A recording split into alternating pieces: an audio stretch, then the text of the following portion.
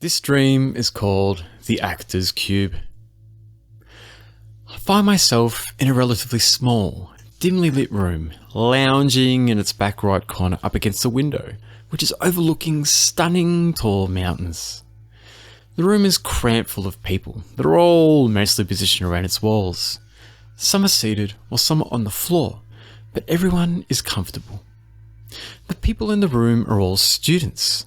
This is an acting school with exceptionally talented young actors, but there are three in particular who radiate more than the others. One male who is powerful but volatile and has a somewhat vile masculine presence, who I will call Garv, and two women who I'm unable to see yet sense. In the center of the room, a teacher is looming above the students, standing tall and erect with her nose slightly tilted upwards and seems very well-to-do and snooty. The first of the women starts their performance. Strangely, it is like she is invisible to me. I'm unable to even hear her voice. But I see the teacher nod with approval as she finishes her piece, and I get the sense that the students are rehearsing for an upcoming show. Now noticing the second woman, who I will call Freya for this retelling. She is sitting on the floor just to the left of me. Freya begins her piece as the whole room goes deathly quiet.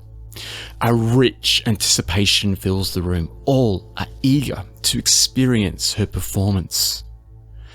But after her first few words, a stunning, short-haired oriental cat with an exquisite slight purple tinge to its coat jumps up behind my head against the window.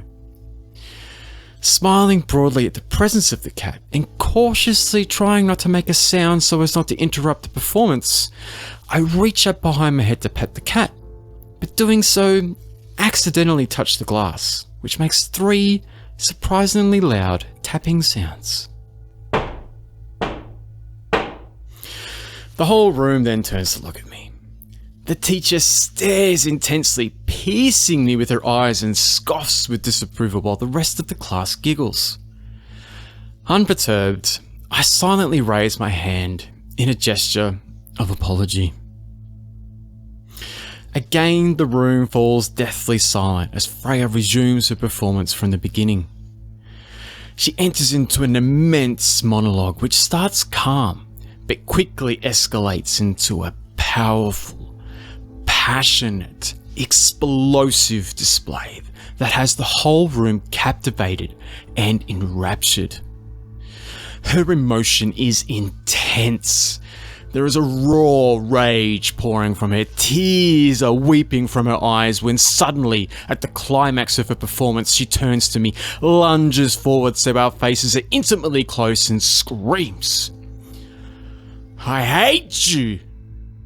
I hate you! I hate you!" Deflating, she takes a deep breath.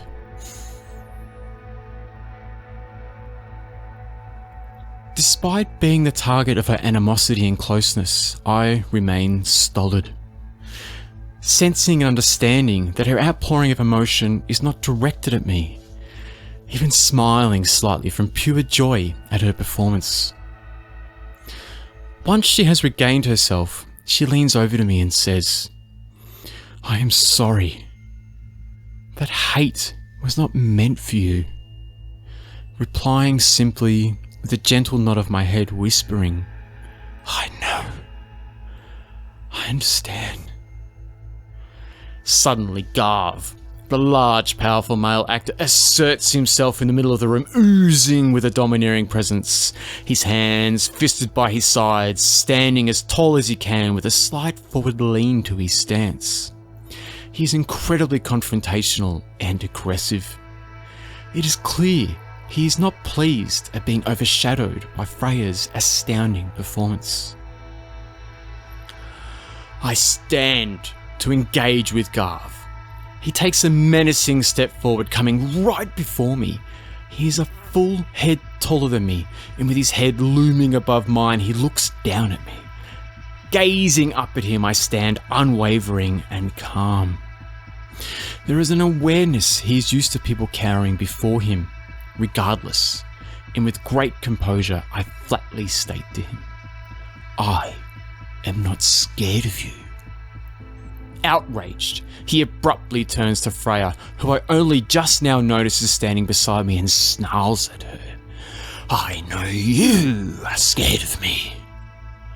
Forcefully, I push her out of the way, like trying to protect her from an oncoming car, and assert myself back in front of Garv, bringing his attention back to me.